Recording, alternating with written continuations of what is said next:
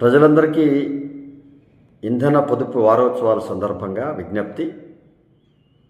మనం అనేక రకాలుగా వినియోగించేటువంటి ఇంధన వనరులను పొదుపుగా వినియోగించుకోవాలి.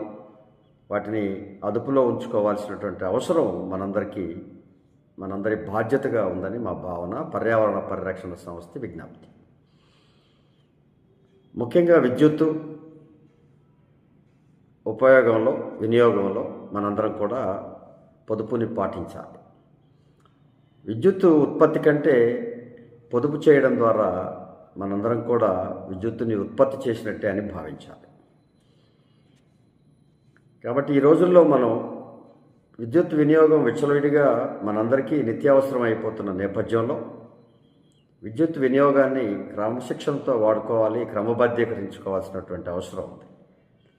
ముఖ్యంగా అధికారులు కూడా ఆయా పరిపాలనా రంగంలో ఆ కార్యాలయాల్లో రాత్రింబవళ్ళు విద్యుత్ బల్బులు, ట్యూబ్లైట్లు వెలుగుతూనే ఉంటాయి, ఫ్యాన్లు తిరుగుతూనే ఉంటాయి. దీన్ని ముఖ్యంగా వారికి వారుగా క్రమబద్ధీకరించుకొని ప్రజలకు కూడా చేరేదేయాల్సినటువంటి అవసరం ఉంది.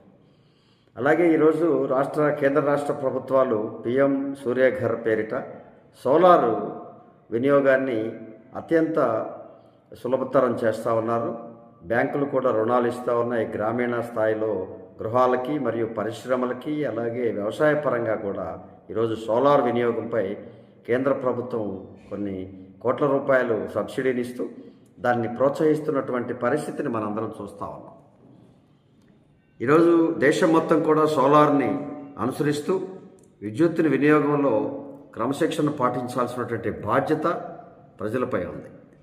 అలాగే ప్రభుత్వం ఇస్తున్న అనేక సదుపాయాలని సోలార్ ద్వారా వినియోగించుకోవాల్సినటువంటి అవసరం ఉంది. కాబట్టి విద్యుత్తుని మనం వినియోగంలో అదుపు చేసుకోవాలి, పొదుపు చేసుకోవాలి. అంతేకాకుండా సోలార్ వినియోగం ద్వారా కూడా ఈ యొక్క ఉత్పత్తి భారాన్ని తగ్గించుకోవచ్చు.